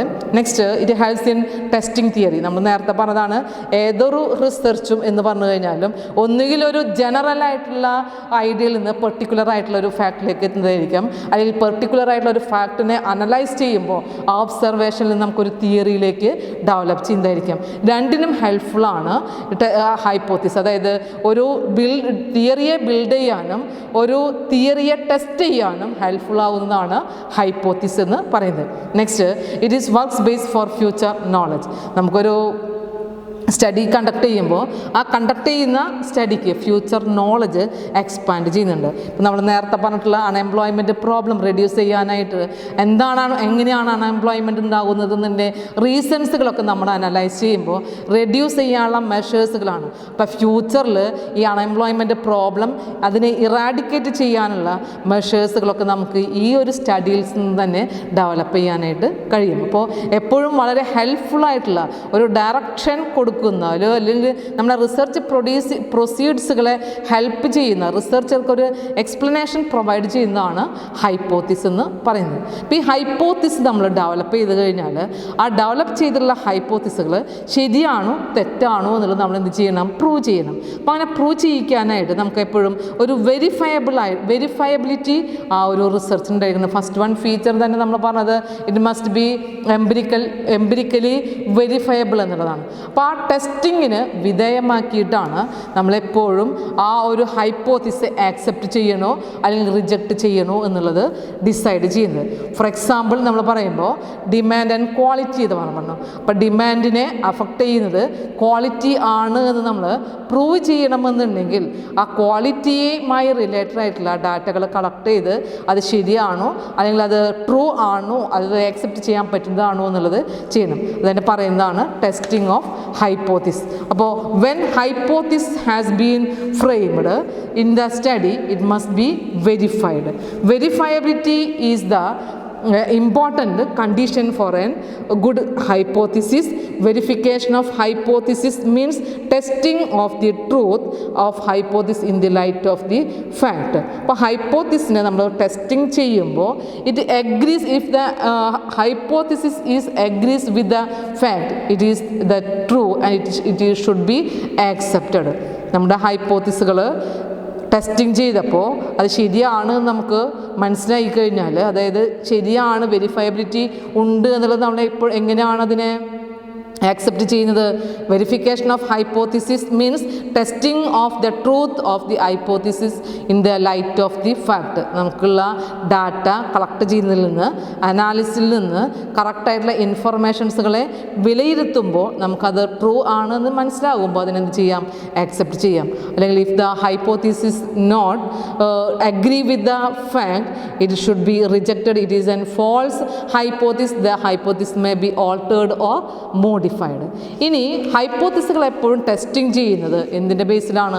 സ്റ്റാറ്റിസ്റ്റിക്കൽ ആയിട്ടുള്ള മെത്തേഡ്സുകൾ ഉപയോഗിച്ചതുകൊണ്ടാണ്. Testing of hypothesis done with using of the statistical techniques Z test and T test. അപ്പോൾ ടെസ്റ്റുകൾ നമുക്ക് യൂസ് ചെയ്യുന്നത് എന്തിനു വേണ്ടിയായി? സെഡ് ടെസ്റ്റും ടി ടെസ്റ്റും. അതായത് നമ്മുടെ ഹൈപ്പോത്തിസുകളെ ടെസ്റ്റിംഗ് ചെയ്തപ്പോൾ അത് ആക്സെപ്റ്റ് ചെയ്യണോ റിജക്റ്റ് ചെയ്യണോ എന്ന് നമുക്ക് പ്രൂവ് ചെയ്യിക്കുന്നതിന് വേണ്ടിയാണ്. ആ ഒരു നമുക്ക് കിട്ടിയുള്ള ഡാറ്റകളിൽ നിന്ന്, ആ സാമ്പിൾ ഡിസ്ട്രിബ്യൂഷനിൽ നിന്ന് നമുക്കത് ആക്സെപ്റ്റ് ചെയ്യണോ റിജക്റ്റ് ചെയ്യണോ എന്നുള്ളത് ഡിസൈഡ് ചെയ്യാനാണ് ടെസ്റ്റിംഗ് ചെയ്യുന്നത്. നമുക്ക് നൾ ഹൈപ്പോത്തിസ് എന്ന് പറഞ്ഞു കഴിഞ്ഞാൽ എപ്പോഴും tested against the some alternative hypothesis. നമുക്ക് നൾ ഹൈപ്പോത്തിസ് നമ്മൾ നേരത്തെ പഠിച്ചതാണ്. It is framed for relationship between there is no relationship between the variables, then it is framed for testing statistical significance. ശരിയാണോ അത് ആക്ച്വലി സംഭവിക്കുന്നതാണോ എന്നുള്ളത് ഡിസൈഡ് ചെയ്യാനാണ് null hypothesis ചെയ്യുന്നത്. അതിനൊരിക്കലും വെരിഫയബിലിറ്റി ഉണ്ടാവണം എന്നില്ല. പക്ഷേ നൾ ഹൈപ്പോത്തിസ് ആൾട്ടർനേറ്റീവ് ഹൈപ്പോത്തിസിനെ അതിന് വെച്ചുകൊണ്ട് എന്ത് ചെയ്യണം? ടെസ്റ്റിംഗ് ചെയ്യണം. എങ്കിൽ മാത്രമേ നൾ ഹൈപ്പോത്തിസിനെ റിജക്റ്റ് ചെയ്യാനും ഓൾട്ടർനേറ്റീവ് ഹൈപ്പോത്തിസിനെ ആക്സെപ്റ്റ് ചെയ്യാനും പറ്റുള്ളൂ. അപ്പോൾ എപ്പോഴും നമുക്ക് സാമ്പിൾസ് ആയിട്ട് സെലക്ട് ചെയ്യുന്ന ഡാറ്റകളിൽ നിന്നാണ് ഹൈപ്പോത്തിസിൻ്റെ സ്റ്റാറ്റിസ്റ്റിക്കലായിട്ടുള്ള മെത്തേഡ്സുകൾ ഉപയോഗിച്ചുകൊണ്ട് ഹൈപ്പോത്തിസിനെ ടെസ്റ്റിംഗ് ചെയ്യുന്നത്. അപ്പോൾ ടെസ്റ്റിംഗ് ചെയ്യുന്നതിന് കുറേ സ്റ്റേജസുകളുണ്ട്. നമ്പർ 1 സ്റ്റേജ് എന്ന് പറഞ്ഞു കഴിഞ്ഞാൽ സാമ്പിൾ ഓഫ് ദി കളക്ട് ഡാറ്റകൾ എന്ത് ചെയ്യണം? കളക്ട് ചെയ്യണം. ഇപ്പോൾ കൺസ്യൂമേഴ്സിൻ്റെ ഡിമാൻഡ് അനലൈസ് ചെയ്യുകയാണെന്നുണ്ടെങ്കിൽ കൺസ്യൂമേഴ്സിന് പ്രൊഡക്റ്റിൽ ഡിമാൻഡ് ഉണ്ടോ എന്നുള്ളത് അനലൈസ് ചെയ്യുമ്പോൾ പ്രൈസ് നോക്കണം, അവരുടെ കൺസ്യൂമേഴ്സിൻ്റെ ഇൻകം നോക്കണം, സബ്സ്റ്റിറ്റ്യൂട്ട് ആയിട്ടുള്ള ഗുഡ്സുകൾ ഏതൊക്കെയെന്ന് നോക്കണം. അപ്പോൾ അവർക്ക് ക്വസ്റ്റിനെയർ കൊടുത്തുകൊണ്ടൊക്കെയാണ് നമ്മൾ ഡാറ്റ കളക്ട് ചെയ്യുന്നതെങ്കിൽ ആ ക്വസ്റ്റിനെയറിൽ നമുക്ക് ഇങ്ങനെയുള്ള ഇൻഫർമേഷൻസുകളൊക്കെ പ്രൊവൈഡ് ചെയ്തുകൊണ്ട് ഡാറ്റ കളക്ട് ചെയ്യാം. അപ്പോൾ ആ സാമ്പിൾ ഡാറ്റ ആദ്യം കളക്ട് ചെയ്തതിന് ശേഷം അതിനെല്ലാം അനലൈസ് ചെയ്യണം. അനലൈസ് ചെയ്യാനായിട്ട് നമുക്ക് അതിൻ്റെ മെഷർ ചെയ്യുക. ആ വേരിയബിൾസുകളെ ആട്രിബ്യൂട്ട്സുകളൊക്കെ കൺവേർട്ട് ചെയ്യണം. മീനിങ് ഫുൾ ആയിട്ടുള്ള ഒരു ഡാറ്റകളാക്കി മാറ്റാനായിട്ട് സ്റ്റാറ്റിസ്റ്റിക്കലായിട്ടുള്ള മെത്തേഡ്സുകളൊക്കെ തന്നെയാണ് യൂസ് ചെയ്യുക. മീൻ, സ്റ്റാൻഡേർഡ് ഡീവിയേഷൻ പോലുള്ള മെത്തേഡ്സുകൾ ഉപയോഗിച്ചുകൊണ്ട് അതിനെ കൺവേർട്ട് ചെയ്യണം. നെക്സ്റ്റ് അതിനെ ഡെവലപ്പ് ചെയ്യണം. ഹൈപ്പോത്തിസുകളെ ഡെവലപ്പ് ചെയ്യുക. ഡെവലപ്പ് ചെയ്തിട്ടുള്ള ഹൈപ്പോത്തിസുകൾ നമ്മൾ അപ്രോപ്രിയേറ്റ് ആയിട്ടുള്ള ടെസ്റ്റ് ഉപയോഗിച്ചുകൊണ്ട് എന്ത് ചെയ്യണം?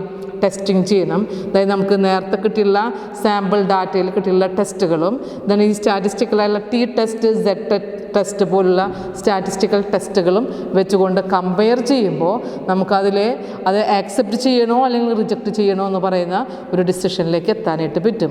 നമുക്കൊരു പ്രോബ്ലം സെഡ് ടെസ്റ്റിൻ്റെയും ടി ടെസ്റ്റിൻ്റെ ഒക്കെ പ്രോബ്ലം ചെയ്യുമ്പോഴാണ് കുറേയും കൂടെ അത് മനസ്സിലാകുക. അപ്പോൾ ലാസ്റ്റ് ചാപ്റ്ററിൽ ഡാറ്റ അനാലിസിസ് ആൻഡ് ഇൻ്റർപ്രിട്ടേഷൻ എന്ന് പറയുന്ന ടോപ്പിക്കിൽ ആ ഒരു എക്സാമ്പിൾസ് ചെയ്തുകൊണ്ട് നമുക്ക് എന്ത് ചെയ്യാനായിട്ട് പറ്റും? ഹൈപ്പോത്തിസിൻ്റെ ടെസ്റ്റിംഗ് കാൽക്കുലേഷൻ ചെയ്യാനായിട്ട് പറ്റും. അപ്പോൾ ഇത്രയും നമ്മൾ മനസ്സിലാക്കി വെക്കുക. Testing of hypothesis means the verifiability of the data or hypothesis. Then testing is used for analyzing the truth of the hypothesis in the light of the fact. Statistical methods are used for testing the hypothesis. Next അടുത്തത് നമുക്ക് പറയാനുള്ളൊരു ടോപ്പിക്കാണ് theory building. ഈ ടോപ്പിക്കിലെ മറ്റൊരു important ആയിട്ടുള്ള heading ആണ് theory building എന്ന് പറയുന്ന ഒരു ടോപ്പിക്ക്. എന്താണ് തിയറി ബിൽഡിംഗ് എന്ന് പറയുന്ന ടോപ്പിക്കിൽ തിയറി എന്താണ്, ആ റിസർച്ചിൽ തിയറി ബിൽഡിങ്ങിൻ്റെ ഇമ്പോർട്ടൻസ് എന്താണ് എന്നുള്ളത് പിന്നെ ഈ ഒരു ടോപ്പിക്കിൽ മെൻഷൻ ചെയ്യുന്നു. അപ്പോൾ നമുക്ക് ആദ്യം റിസർച്ചിലേക്ക് കടന്നു വരികയാണെന്നുണ്ടെങ്കിൽ എന്താ റിസർച്ച് എന്ന് പറഞ്ഞു കഴിഞ്ഞാൽ നമ്മൾ ആദ്യം പഠിച്ചൊരു ഇൻട്രഡക്ഷനിൽ പറഞ്ഞതാണ് research is A careful study for collecting correct information. It is a careful study for correct information. It is a way of collecting information to familiarize the problem solving. Then it is a systematic approach of relating to the generalization and formulation of theory. It is called research. അതായത് നമുക്ക് എന്ത് പറയുമ്പോഴും ഒരു knowledge impart ചെയ്യുന്ന, അല്ലെങ്കിൽ ഒരു കറക്റ്റായിട്ടുള്ള ഇൻഫോർമേഷൻസുകൾ provide ചെയ്യുന്ന, അല്ലെങ്കിൽ ഒരു തിയറിയിലേക്ക് ഒരു ഫോർമുലേറ്റ് ചെയ്യുന്ന, അല്ലെങ്കിൽ ഒരു ജനറലൈസ്ഡ് ആയിട്ടുള്ളൊരു കൺസെപ്റ്റിലേക്ക് എത്തുന്ന ഒരു സിസ്റ്റമാറ്റിക് ആയിട്ടുള്ള അപ്രോച്ചാണ് റിസർച്ച് എന്നുള്ളതാണ് നമുക്ക് ഇതുവരെ പഠിച്ചതിൽ നിന്നും മനസ്സിലായത്. അതായത് റിസർച്ച് എന്ന് പറയുമ്പോൾ it is manipulation of theory for generalising. അതായത് നമുക്കൊരു തിയറിയെ ഒരു ജനറലായിട്ടുള്ളൊരു കൺസെപ്റ്റിലേക്ക് എത്തിക്കാനായിട്ട് റിസർച്ചിലൂടെ പറ്റും. ദെൻ നെക്സ്റ്റ് എന്ന് പറഞ്ഞു കഴിഞ്ഞാൽ റിസർച്ച്, ഏതൊരു റിസർച്ചിൻ്റെയും മെയിൻ ഒബ്ജക്റ്റീവ് എന്താണ്, അതിൻ്റെ ഒരു പ്രോബ്ലം സൊല്യൂഷൻസുകളാണ്. It is find out an answer to unsolved questions. It provides extension of knowledge or new things or new idea or verify the knowledge.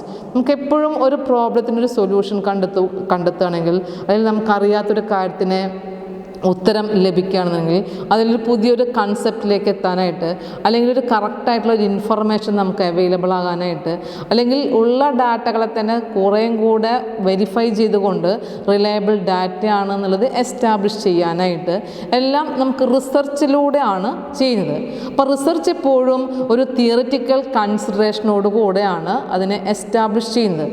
നമ്മളിപ്പോൾ ഒരു സ്റ്റഡി കണ്ടക്ട് ചെയ്തു, ആ സ്റ്റഡി കണ്ടക്ട് ചെയ്തതിൽ ഒരു ഫൈൻഡിങ്സിലേക്ക് എത്തി. ആ ഫൈൻഡിങ്സ് എല്ലാവർക്കും അതെന്താവണമെന്നില്ല, ആക്സെപ്റ്റബിൾ ആവണമെന്നില്ല. എന്നാൽ ആ റിസർച്ചിൻ്റെ ഫൈൻഡിങ്സ് ആക്സെപ്റ്റബിൾ ആവണമെന്നുണ്ടെങ്കിൽ അതിൻ്റെ തിയററ്റിക്കൽ കൺസിഡറേഷൻ വെച്ചുകൊണ്ട് റിയലായിട്ട് അതിനെ മെഷർ ചെയ്ത് ഒരു കൺക്ലൂഷനിലെത്തുമ്പോൾ, ഒരു ഡാറ്റ അനലൈസ് ചെയ്തുകൊണ്ടും ഇൻ്റർപ്രിറ്റേഷൻ ചെയ്തുകൊണ്ടും അതിലൊരു കൺക്ലൂഷനിലെത്തുമ്പോൾ മാത്രമാണ് ആ ജനറൽ കൺസെപ്റ്റിനെ എല്ലാവർക്കും ആക്സെപ്റ്റബിൾ ആവുള്ളൂ.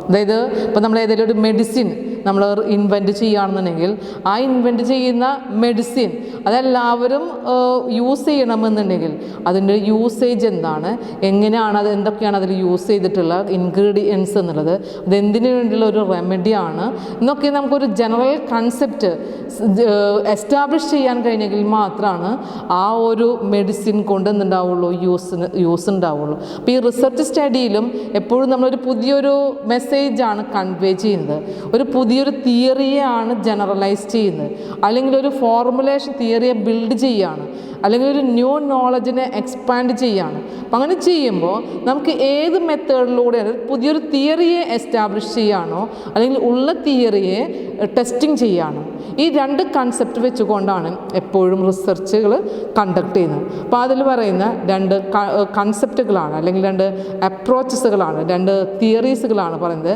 Inductive theory and deductive theory. ഈ രണ്ട് മെത്തേഡിലൂടെയും റിസർച്ച് കണ്ടക്ട് ചെയ്യുന്നുണ്ട്. എന്താണ് ഇൻഡക്റ്റീവ് തിയറി, എന്താണ് ഡിഡക്റ്റീവ് തിയറി? അതായത് ഇൻഡക്റ്റീവ് തിയറിയിൽ നമ്മൾ ഡാറ്റ കളക്ട് ചെയ്യുന്നത് ഒരു തിയറി ബിൽഡ് ചെയ്യാനാണെന്നുണ്ടെങ്കിൽ, ഒരു തിയറി ബിൽഡിങ്ങിലേക്കാണെന്നുണ്ടെങ്കിൽ അതിനെ പറയും ഇൻഡക്റ്റീവ് തിയറി. നമുക്കൊരു ഡാറ്റ കളക്ട് ചെയ്യുന്നത് ഒരു തിയറിയെ ടെസ്റ്റിംഗ് ചെയ്യാനാണെന്നുണ്ടെങ്കിൽ അതിനെ പറയുന്നതാണ് ഡിഡക്റ്റീവ് തിയറി. അപ്പോൾ രണ്ട് തിയറിയും എങ്ങനെയാണ് എത്തുന്നത്, ഒരു റിസർച്ചിലേക്ക് എത്തുന്നത് എന്നുള്ളത്, അല്ലെങ്കിൽ ഒരു കൺക്ലൂഷനിൽ എത്തുന്നത് എന്നുള്ളത് നമ്മൾ ഡീറ്റെയിൽ ആയിട്ട് പഠിക്കണം. അപ്പോൾ ഇൻഡക്റ്റീവ് തിയറിയും ഡിഡക്റ്റീവ് തിയറിയിലൂടെയാണ് റിസർച്ചുകൾ കണ്ടക്ട് ചെയ്തുകൊണ്ടേയിരിക്കുന്നത്. അപ്പോൾ ആ റിസർച്ചുകൾ ഒരു തിയറി ബിൽഡ് ചെയ്യുകയാണോ, അല്ലെങ്കിൽ ഒരു ജനറലൈസേഷൻ ഓഫ് തിയറിയിൽ നിന്ന് ഒരു കൺഫർമേഷൻ ഓഫ് ടോപ്പിക്കിലേക്ക്, പർട്ടിക്കുലർ ആയിട്ടുള്ള ടോപ്പിക്കിനെ നമ്മൾ എസ്റ്റാബ്ലിഷ് ചെയ്യുകയാണോ എന്നുള്ളതെല്ലാം ഇൻഡക്റ്റീവ് അപ്രോച്ചാണോ ഡിഡക്റ്റീവ് അപ്രോച്ചാണോ എന്നുള്ളതിൻ്റെ ബേസിലാണ്. രണ്ട് അപ്രോച്ചുകൾക്കും വളരെയധികം ഇമ്പോർട്ടൻസ് ഉണ്ട്. ബിസിനസ് റിസർച്ചുകളിൽ പ്രോബ്ലം സോൾയൂഷനായാലും ഡിസിഷൻ മേക്കിങ്ങിലായി കഴിഞ്ഞാലും നമുക്ക് ചലഞ്ചിങ് ആയിട്ടുള്ള ഒരു എൻവയോൺമെൻറ്റിൽ പുതിയ ക്രിറ്റിക്കലായിട്ടുള്ള ഡിസിഷൻസുകൾ എടുക്കേണ്ടതായിട്ട് വരുമ്പോഴും എവിടെയും നമുക്കൊരു പ്രോബ്ലമാറ്റിക് സിറ്റുവേഷൻസുകളെ ഫേസ് ചെയ്യാൻ മാനേജറൽ പേഴ്സൺസിന് എയ്ഡ് ആവുന്നതാണ് റിസർച്ചുകൾ എന്നുണ്ടെങ്കിൽ രണ്ട് റിസർച്ചുകളും ഡിഡക്റ്റീവ് റിസർച്ചുകളൊക്കെ കൂടുതലും യൂസ്ഫുൾ ആകുന്നുണ്ട് എന്നുള്ളതാണ് സ്റ്റഡീസുകളിലൂടെ നമുക്ക് മനസ്സിലാവുന്നത്. അപ്പോൾ എന്താണ് ഇൻഡക്റ്റീവ് അപ്രോച്ച് അല്ലെങ്കിൽ ഇൻഡക്റ്റീവ് തിയറി, എന്താണ് ഡിഡക്റ്റീവ് തിയറി എന്നുള്ളതാണ് പറയുന്നത്. അപ്പോൾ ഇൻഡക്റ്റീവ് തിയറിയിൽ നമ്മളൊരു പുതിയ തിയറിയാണ് ഡെവലപ്പ് ചെയ്യുന്നത്. അതായത് ഇപ്പോൾ ലോ ഓഫ് ഡിമാൻഡ് എന്ന് പറയുന്ന ഒരു തിയറി ഉണ്ട്. ആ തിയറി എന്ന് പറഞ്ഞു കഴിഞ്ഞാൽ എന്താ ലോ ഓഫ് ഡിമാൻഡ് എന്ന് പറഞ്ഞു കഴിഞ്ഞാൽ higher the price lower the quantity is demanded, then lower the price higher the quantity demanded. അപ്പോൾ പ്രൈസ് കൂടുന്തോറും ഡിമാൻഡിലുണ്ടാവുന്ന ചേഞ്ച് എന്ന് പറഞ്ഞു കഴിഞ്ഞാൽ എവിടെയും നിലനിൽക്കുന്നതാണ്. അപ്പോൾ ആ നമ്മൾ ഒരു ഒബ്സർവേഷനിൽ നിന്ന് നമ്മളൊരു ടോപ്പിക്കിനെ കുറിച്ച് സ്റ്റഡി ചെയ്യുമ്പോൾ പല എക്സാമ്പിൾസുകളെയും അനലൈസ് ചെയ്തപ്പോൾ നമ്മുടെ ഡിമാൻഡ് ഇൻക്രീസ് ചെയ്യുന്നതിൻ്റെയും ഡിക്രീസ് ചെയ്യുന്നതിൻ്റെയും കാരണം പ്രൈസാണ് എന്ന് പറയുന്ന ഒരു കൺസെപ്റ്റിലേക്ക് എത്തുമ്പോൾ നമ്മളൊരു തിയറിയെയാണ് ബിൽഡ് ചെയ്യുന്നത്. അതായത് നമ്മൾ ഡാറ്റ കളക്ട് ചെയ്തു, അനലൈസ് ചെയ്തു, പല ഒബ്സർവേഷനിൽ നിന്നും നമുക്ക് മനസ്സിലായത് പ്രൈസ് എന്ന് പറയുന്ന ഒരു ഫാക്ടർ കൊണ്ട് നമ്മുടെ ഡിമാൻഡ് എന്ത് ചെയ്യുന്നുണ്ട്, ഡിക്രീസ് ചെയ്യുന്നുണ്ട്. അപ്പോൾ പ്രൈസിലുണ്ടാകുന്ന ഇൻക്രീസ് ലെസ് പർച്ചേസിങ് ആണ്. It is automatically decrease in the demand. അപ്പോൾ ഒരു തിയറിയെ ബിൽഡ് ചെയ്യുന്നതാണെങ്കിൽ അതിനെ പറയുന്നത് ഇൻഡക്റ്റീവ് അപ്രോച്ച്. ഒരു തിയറിയിൽ നമുക്കതിനെ തിയറി ടെസ്റ്റിംഗ് ചെയ്യാണ്. അതായത് പ്രൈസ് എന്ന് പറയുന്ന ഫാക്ടർ തന്നെയാണോ ഡിമാൻഡിനെ അഫക്റ്റ് ചെയ്യുന്നത് എന്നുള്ളത്. നമുക്കറിയാം പ്രൈസും ഡിമാൻഡ് ആൻഡ് പ്രൈസ് എന്ന് പറയുന്ന ഒരു തിയറി. അപ്പോൾ ഡിമാൻഡിനെ അഫക്റ്റ് ചെയ്യുന്ന ഒരുപാട് ഫാക്ടേഴ്സുകളുണ്ട്. പ്രൈസ് ഉണ്ട്, ഇൻകം ലെവലുണ്ട്, ദെൻ സബ്സ്റ്റിറ്റ്യൂട്ട് ആയിട്ടുള്ള ഗുഡ്സുകളൊക്കെ ഉണ്ട്. നമ്മൾ പല എക്സാമ്പിളുകളിലും പറയുന്നതാണ്. അപ്പോൾ അതിൽ പ്രൈസ് ആണെന്ന് പറഞ്ഞു കഴിഞ്ഞാൽ ആ ലോ ഓഫ് ഡിമാൻഡ് എന്ന് പറയുന്നത് എസ്റ്റാബ്ലിഷ് ചെയ്തു. പക്ഷെ ഞങ്ങൾക്ക് പ്രൈസ് ആണ് എന്ന് പറയുന്ന ഒരു ഫാക്ടറിനെ കൺഫേം ചെയ്യാനാണ് ഞാൻ സ്റ്റഡി ചെയ്യുന്നതെങ്കിൽ അതിനെ പറയുന്നത് ഡിഡക്റ്റീവ് അപ്രോച്ചാണ്. If data is collected to test a theory it is called deductive approach. Then what is the inductive theory, or the inductive approach used in the research study? We have known that is the inductive study is used to, if the data is collected to build a theory, it is called inductive approach.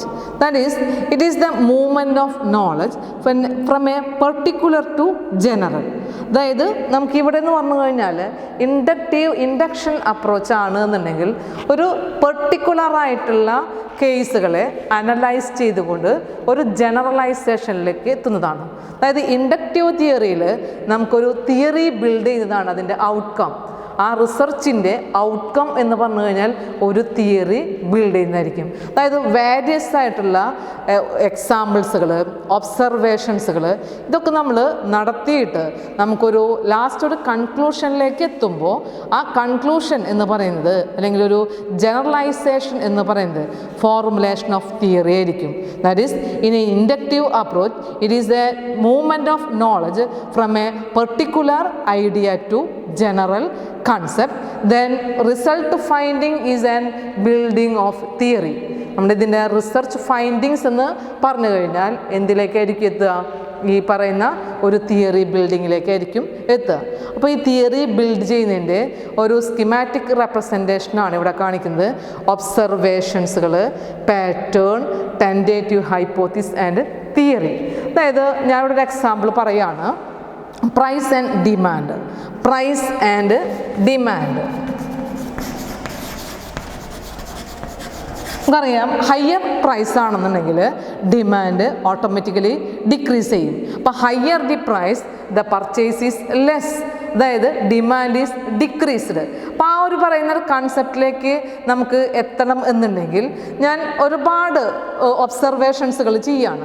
ഇത് പല ആംഗിളിൽ നിന്നും അതിനെ ഈ പല എക്സാമ്പിൾസുകളും ഇൻസ്റ്റൻസുകളൊക്കെ വെച്ചുകൊണ്ട് observe ചെയ്യുമ്പോൾ പല പ്രൊഡക്ട്സുകൾ എടുക്കുകയാണ്. ഇപ്പോൾ ഓട്ടോമൊബൈലായിട്ടുള്ള ഇൻഡസ്ട്രീസുകളിൽ അതിലുള്ള പ്രൊഡക്റ്റുകൾ, ഫാസ്റ്റ് മൂവിങ് ആയിട്ടുള്ള ഐറ്റംസുകൾ, ചില ഫുഡ് പ്രൊഡക്റ്റുകൾ, ഇപ്പോൾ ഗോൾഡ്, ദെൻ പെട്രോളിയം, ഇതിൻ്റെയൊക്കെ പ്രൈസ് നമ്മൾ അനലൈസ് ചെയ്യുമ്പോൾ സെപ്പറേറ്റ് അതിനെ ഒബ്സർവേഷൻ ചെയ്യുമ്പോൾ ആ പ്രൈസിലുണ്ടാവുന്ന വേരിയേഷൻ എങ്ങനെയാണ് അഫക്റ്റ് ചെയ്യുന്നത് എന്നുള്ളത് ഞാൻ ഒബ്സർവ് ചെയ്യണം. പല ഐറ്റംസുകളും ഡാറ്റകളൊക്കെ അനലൈസ് ചെയ്തുകൊണ്ട് ഇപ്പോഴത്തെ ഇക്കോണമിയിൽ പ്രൈസ് തന്നെയാണോ ഈ പറയുന്ന ഡിമാൻഡ് ഡിക്രീസ് ചെയ്യാനുള്ളൊരു കാരണം?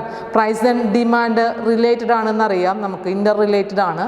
പ്രൈസ് കൂടുന്തോറും ഡിമാൻഡ് കുറയും. അപ്പോൾ ആ ഡിമാൻഡ് കുറയും എന്ന് പറയുന്ന ആ പ്രൈസ് ആൻഡ് ഡിമാൻഡ് തിയറിയെ എസ്റ്റാബ്ലിഷ് ചെയ്യണമെന്നുണ്ടെങ്കിൽ നമുക്ക് വെറുതെ എസ്റ്റാബ്ലിഷ് ചെയ്താൽ പറ്റില്ല, വെറുതെ ഇങ്ങനെ പറഞ്ഞു കഴിഞ്ഞാൽ പറ്റില്ല. ഫാസ്റ്റ് മൂവിങ് ഗുഡ്സുകൾക്കൊക്കെ പ്രൈസ് കൂടിയത് കൊണ്ടാണ് ഡിമാൻഡ് കുറവ്, അല്ലെങ്കിൽ പെട്രോളിയത്തിന് വില ഇൻക്രീസ് ചെയ്തത് കൊണ്ടാണ് കാറിൻ്റെയും ബൈക്കിൻ്റെയും ഒക്കെ വില കുറഞ്ഞത് എന്ന് പറയുന്ന ഒരു കൺസെപ്റ്റിലേക്ക് എത്തണമെന്നുണ്ടെങ്കിൽ, ഒരു ജനറലൈസേഷനിലേക്ക് എത്തണമെന്നുണ്ടെങ്കിൽ അതിനെ എസ്റ്റാബ്ലിഷ് ചെയ്യണം. അങ്ങനെ എസ്റ്റാബ്ലിഷ് ചെയ്യാനായിട്ട് കുറേ ഒബ്സർവേഷൻസുകൾ എടുത്തു. ആ ഒബ്സർവേഷനിൽ നിന്ന് ഡാറ്റകളൊക്കെ അനലൈസ് ചെയ്തു, കൃത്യമായിട്ടുള്ളൊരു അനാലിസിലെത്തി അതിനെ ഇൻ്റർപ്രറ്റ് ചെയ്യാനായിട്ട് നമ്മൾ ആ ഒരു അനാലിസിസ് ഒക്കെ ചെയ്യുമ്പോൾ ഹൈപ്പോത്തിസുകളൊക്കെ ഡെവലപ്പ് ചെയ്യണം. എന്തൊക്കെ ഹൈപ്പോത്തിസുകൾ ചെയ്യാം? പ്രൈസ് അല്ലാതെ ഡിമാൻഡ് അഫക്റ്റ് ചെയ്യുന്ന ഒരുപാട് ഫാക്ടേഴ്സുകളൊക്കെ ഉണ്ട്. അതിൻ്റെ ക്വാളിറ്റി ആണോ എന്ന് നോക്കി, അതിൻ്റെ സ്പീഡ് അവൈലബിലിറ്റി ആണോ എന്ന് നോക്കി, ആഫ്റ്റർ ആയിട്ടുള്ള സെയിൽസ് ആൻഡ് സർവീസുകളാണോ എന്നുള്ളത് നോക്കി, ഇൻകം ഓഫ് കൺസ്യൂമേഴ്സ് ആണോ എന്നുള്ളത് നോക്കി. ഇപ്പം ഇതൊക്കെ നോക്കുമ്പോൾ ഓരോ ഫാക്ടറുകളെയും ഞാൻ അനലൈസ് ചെയ്തുകൊണ്ട് നമുക്കൊരു ഫൈൻഡിങ്സിലേക്ക് എത്തിയപ്പോൾ എനിക്ക് മനസ്സിലായത് പ്രൈസ് തന്നെയാണ് ഈ ഡിമാൻഡ് ഡിക്രീസ് ചെയ്യാനുള്ളൊരു കാരണം എന്ന് പറയുന്ന ഒരു ഫൈൻഡിങ്സിലേക്കാണ് എത്തിയത്. അപ്പോൾ പർട്ടിക്കുലറായിട്ടുള്ള ഒരു ഫാക്ടിനെ കുറിച്ച് ഞാൻ സ്റ്റഡി ചെയ്തപ്പോൾ എനിക്ക് ഒരു ജനറലായിട്ടുള്ള ഒരു തീമിലേക്ക്, ഒരു ഫൈൻഡിങ്സിലേക്കാണ് റീച്ച് ചെയ്തത്. ആ റീച്ച് ചെയ്യുന്നതാണ് ഒരു തിയറി ബിൽഡിംഗ് എന്ന് പറയുന്നത്. അപ്പോൾ ആ തിയറി ഫോർമുലേറ്റ് ചെയ്യാനായിട്ട് ഞാൻ എടുത്ത മെത്തേഡാണ് ഇൻഡക്റ്റീവ് അപ്രോച്ച്. ഇൻഡക്റ്റീവായിട്ടുള്ള മെത്തേഡിലൂടെ സ്പെസിഫിക് ആയിട്ടുള്ള ഒബ്സർവേഷൻ, പർട്ടിക്കുലറായിട്ടുള്ള ഒരു ഫാക്റ്റിൽ നിന്ന് ജനറലായിട്ടുള്ള ഒരു കൺസെപ്റ്റിലേക്ക് എത്താനായിട്ട് കഴിയും. ഇപ്പം നമുക്ക് പ്രൈസ് ആൻഡ് ഡിമാൻഡാണ് പറയുന്നതെങ്കിൽ employee satisfaction improves the organisation performance. എംപ്ലോയീസിൻ്റെ സാറ്റിസ്ഫാക്ഷൻ എന്ന് പറയുന്ന ഒരു ടോപ്പിക്കിനെ കുറിച്ച് നമ്മൾ സ്റ്റഡി ചെയ്യാണ്. Employees satisfaction, then organisation performance. രണ്ടും റിലേറ്റഡ് ആണ്. എംപ്ലോയീസ് എത്രമാത്രം സാറ്റിസ്ഫൈഡ് ആണോ അതിനനുസരിച്ച് കൊണ്ടാണ് ഓർഗനൈസേഷൻ്റെ പെർഫോമൻസ്. അപ്പോൾ ഞാൻ ആ ഒരു തിയറിയെ എനിക്ക് ഡെവലപ്പ് ചെയ്യണമെന്നുണ്ടെങ്കിൽ ഞാൻ ഓർഗനൈസേഷനിൽ എംപ്ലോയി സാറ്റിസ്ഫൈഡ് ആകാനുള്ള ഒരുപാട് റീസൺസുകൾ എന്തൊക്കെയാണെന്നുള്ളത്, അതിൻ്റെ ഫാക്ടേഴ്സുകളൊക്കെ അനലൈസ് ചെയ്തു. ഒരു മോട്ടിവേറ്റിംഗ് ഫാക്ടറാണോ, അല്ലെങ്കിൽ ട്രെയിനിങ് പ്രോഗ്രാംസുകളാണോ, അവരുടെ അത് മോട്ടിവേറ്റിംഗ് ഫാക്ടറായിട്ടുള്ള മോണിറ്ററി ബേസ് ആണോ, അല്ലെങ്കിൽ നോൺ മോണിറ്ററി ആയിട്ടുള്ള ഫാക്ടേഴ്സുകളാണോ, അവരുടെ വർക്കിംഗ് എൻവയോൺമെൻറ്റ് കണ്ടീഷൻസുകളാണോ, മാനേജ്മെൻറ്റുമായിട്ടുള്ളൊരു പാർട്ടിസിപ്പേഷനാണോ. ഇപ്പോൾ ഒരുപാട് ഫാക്ടറുകൾ എംപ്ലോയീസിനെ സാറ്റിസ്ഫൈഡ് ആകുന്ന ഫാക്ടറുകളാണ്. അപ്പോൾ അതിനെ ഓരോന്നിനെയും അനലൈസ് ചെയ്തപ്പോൾ നമുക്ക് മനസ്സിലാക്കാൻ പറ്റും 2-3 കേസ്. ഒരു പെർട്ടിക്കുലർ മോട്ടിവേഷനാണ്, അല്ലെങ്കിൽ ട്രെയിനിങ് പ്രോഗ്രാംസുകളാണ്. അപ്പോൾ നമ്മൾ ആ ഫേമിൽ ട്രെയിനിങ് പ്രോഗ്രാംസ് ഒരു ഒബ്സർവേഷന് വിധേയമാക്കുമ്പോൾ അനലൈസ് ചെയ്തുകൊണ്ട് good training improves the organisation performance എന്ന് പറയുന്ന ഒരു തിയറിയിലേക്ക് എത്താനായിട്ട് പറ്റും. അല്ലെങ്കിൽ എംപ്ലോയീസിൻ്റെ സാറ്റിസ്ഫാക്ഷൻ എന്ന് പറഞ്ഞാൽ good motivation haves the employee satisfaction, it leads to the organisational performance. അപ്പോൾ ആ ഒരു ഓർഗനൈസേഷണൽ പെർഫോമൻസ് ഇൻക്രീസ് ചെയ്യും എന്ന് പറയുന്ന ഒരു തിയറിയിലേക്കാണ് നമുക്ക് എത്താനായിട്ട് കഴിയുന്നത്. This is N inductive approach. Next approach, deductive approach. We have already studied the inductive approach. Inductive approach is the movement of knowledge from particular to general. But in the case of deductive approach, it is a movement of knowledge from general to particular.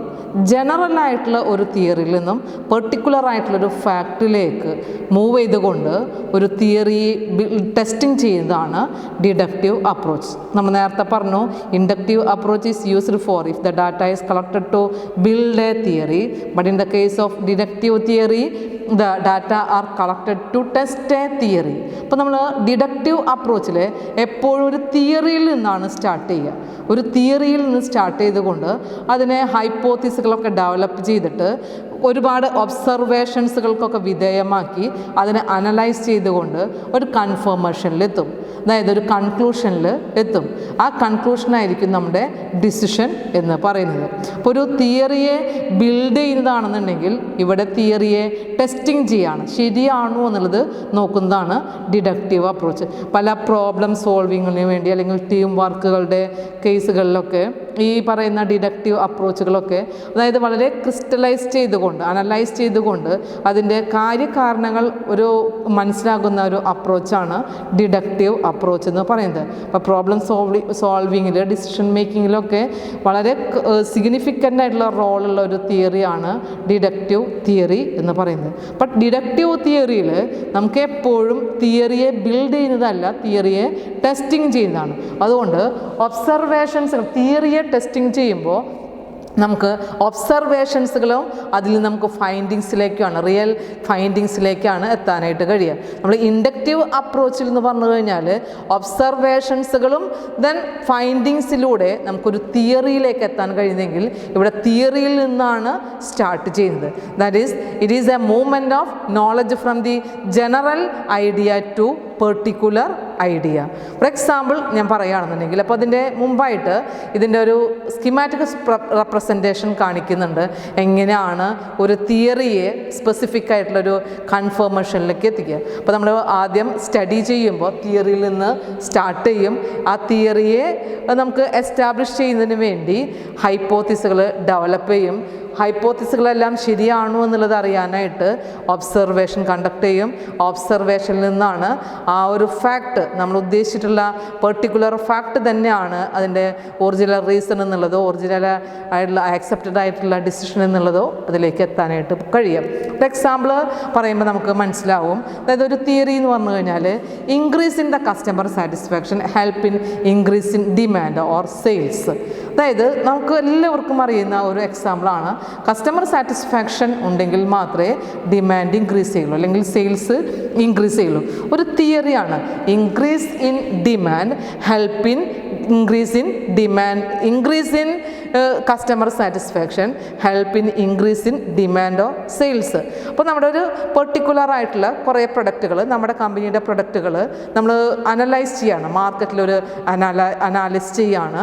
അതായത് customers already satisfied ആണ്, highly satisfied ആവണമെന്നുണ്ടെങ്കിൽ, അതായത് ഒരു തരത്തിലും പ്രോബ്ലംസുകൾ ഇല്ലാതിരിക്കാനായിട്ട്, കസ്റ്റമേഴ്സിൻ്റെ ഇടയിൽ കംപ്ലയിൻസുകളൊന്നും ഇല്ലാതിരിക്കാനായിട്ട് നമുക്ക് എന്ത് ചെയ്യാനായിട്ട് കഴിയും? അപ്പം കംപ്ലയിൻറ്റ് ഇല്ലാതാക്കുന്നതിൻ്റെ ഒരു കാര്യം തന്നെ കസ്റ്റമർ സാറ്റിസ്ഫൈഡ് ആയി കഴിഞ്ഞാൽ ഓട്ടോമാറ്റിക്കലി കംപ്ലയിൻറ്റ് അവർക്ക് ഉണ്ടാകുകയില്ല.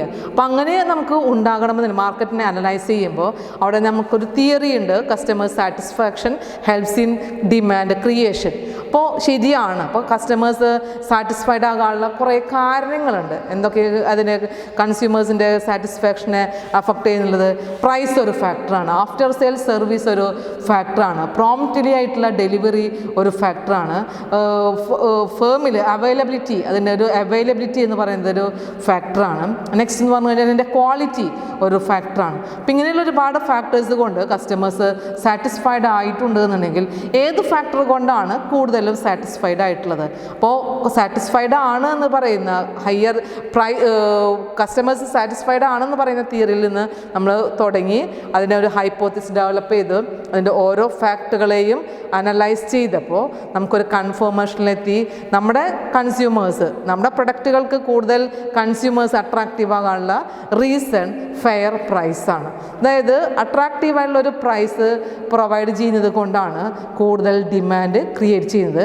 ആ ഡിമാൻഡ് ക്രിയേറ്റ് ചെയ്യാനുള്ളൊരു കാരണം പ്രൈസ് ആയതുകൊണ്ട് പ്രൈസാണ് കസ്റ്റമേഴ്സ് സാറ്റിസ്ഫൈഡ് ആകുന്ന കാരണം. ഇങ്ങനെ ഒരുപാട് കേസുകളൊക്കെ നമുക്ക് അനലൈസ് ചെയ്തുകൊണ്ട് നമുക്ക് ഫേമിലുള്ള പ്രോബ്ലംസുകളൊക്കെ എന്ത് ചെയ്യാം, അനലൈസ് ചെയ്യാനും അതിനൊരു സൊല്യൂഷൻ കണ്ടെത്താനൊക്കെ പറ്റും. ഇപ്പം നമ്മുടെ കസ്റ്റമേഴ്സിൻ്റെ കംപ്ലയിൻറ്റുകൾ റെഡ്യൂസ് ചെയ്യണം. ഇടയ്ക്കിടയ്ക്ക് കംപ്ലയിൻസുകൾ ഉണ്ടാകുന്ന ഒരു ഫേമാണെന്നുണ്ടെങ്കിൽ കംപ്ലയിൻസ് ഉണ്ടാകുക എന്ന് പറയുന്നത് ഫേമിനെ സംബന്ധിച്ചൊരു പ്രോബ്ലമാണ്. അതിനാ ഫേസ് ചെയ്തുകൊണ്ടിരിക്കുന്ന ആ പ്രോബ്ലത്തിനെ നമുക്ക് എന്ത് ചെയ്യാൻ പറ്റണം, റെഡ്യൂസ് ചെയ്യാനായിട്ട് പറ്റണം. അപ്പോൾ കസ്റ്റമേഴ്സ് എന്തുകൊണ്ട് ഈ പറയുന്ന കംപ്ലയിൻറ്റുകൾ പറയുന്നു? പല കാരണങ്ങൾ കൊണ്ടായിരിക്കാം കംപ്ലയിൻറ്റുകൾ പറയുന്നത്. പറയുന്നത്. അപ്പോൾ അതിനെ റെഡ്യൂസ് ചെയ്യാനായിട്ട് നമ്മൾ ആദ്യം ഒരു തിയറി ബിൽഡ് ചെയ്തു. ആ തിയറിയിൽ നിന്ന് എന്ത് കാരണം കൊണ്ടാണ് കസ്റ്റമേഴ്സ് ഡിസാറ്റിസ്ഫൈഡ്, അപ്പോൾ ആ ഡിസാറ്റിസ്ഫൈഡ് ആകാനുള്ള ഒരു റീസൺസുകൾ അനലൈസ് ചെയ്യുമ്പോൾ അവർക്ക് മനസ്സിലാകുകയാണ്, കൺഫർമേഷനിലെത്തുകയാണ് ഡിസ്ക്വാളിറ്റി ആയിട്ടുള്ള പ്രൊഡക്റ്റുകളായിക്കോട്ടെ, ഡാമേജ്ഡ് പ്രൊഡക്റ്റുകളാണ്, അല്ലെങ്കിൽ ആഫ്റ്റർ സെയിൽസ് സർവീസിലുണ്ടാകുന്ന ഒരു പ്രോബ്ലംസുകളാണ്.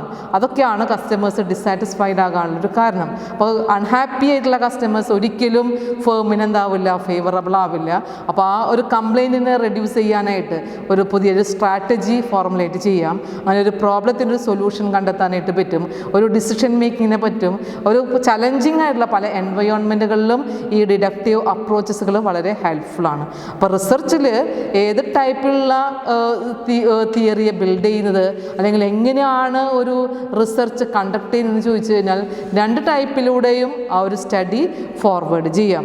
ഇൻഡക്റ്റീവ് അപ്രോച്ച് ഉപയോഗിച്ചുകൊണ്ടും ചെയ്യാം, ഡിഡക്റ്റീവായിട്ടുള്ള അപ്രോച്ചിലൂടെയും ചെയ്യാം. നമ്മൾ എന്തിനെക്കുറിച്ചാണോ സ്റ്റഡി ചെയ്തതിൻ്റെ പർപ്പസ് നോക്കിക്കൊണ്ട് ആ ഒരു ഒബ്സർവേഷൻ, ഡാറ്റ അനലൈസ് ചെയ്യാനുള്ളൊരു കപ്പാസിറ്റി നോക്കിക്കൊണ്ട് നമുക്ക് അവൈലബിൾ ആയിട്ടുള്ള ഡാറ്റയുടെ അവൈലബിലിറ്റി അനുസരിച്ച് കൊണ്ട് ഇതൊക്കെ നോക്കിയിട്ട് വേണം ഈ ഡിഡക്റ്റീവ് അപ്രോച്ചും ഇൻഡക്റ്റീവ് അപ്രോച്ചും ഫോർവേഡ് ചെയ്യാനായിട്ട്. രണ്ടും ബിസിനസ് റിസർച്ചിൽ ഹെൽപ്ഫുള്ളാണ്. അപ്പോൾ നമ്മൾ നേരത്തെ ലാസ്റ്റ് പറഞ്ഞ ഡിഡക്റ്റീവ് അപ്രോച്ചിൽ പ്രോബ്ലം സോൾവിങ്ങിനൊക്കെ വളരെ ഹെൽപ്ഫുള്ളാണ്. കാരണം ഒരു ബിസിനസ് റിസർച്ച് തന്നെ കണ്ടക്ട് ചെയ്യുന്നത് പ്രോബ്ലത്തിൻ്റെ ഒരു സൊല്യൂഷനാണ്. അത് മാനേജീരിയൽ ഹെൽപ്പിംഗ് ആണ്, അല്ലെങ്കിൽ പ്രോപ്പറായിട്ടുള്ള ജഡ്ജ്മെൻറ്റ് ചെയ്യാനായിട്ടുള്ള ഒരു എയ്ഡാണ്, മാനേജീരിയൽ ആയിട്ടുള്ളൊരു ടൂളാണ് റിസർച്ചിൻ്റെ ഫൈൻഡിങ്സ് എന്ന് പറഞ്ഞു കഴിഞ്ഞാൽ. അപ്പോൾ അവിടെയൊക്കെയും നമുക്ക് അപ്ലിക്കബിൾ ആവുന്ന ഒരു മെത്തേഡാണ് ഡിഡക്റ്റീവ് അപ്രോച്ച്.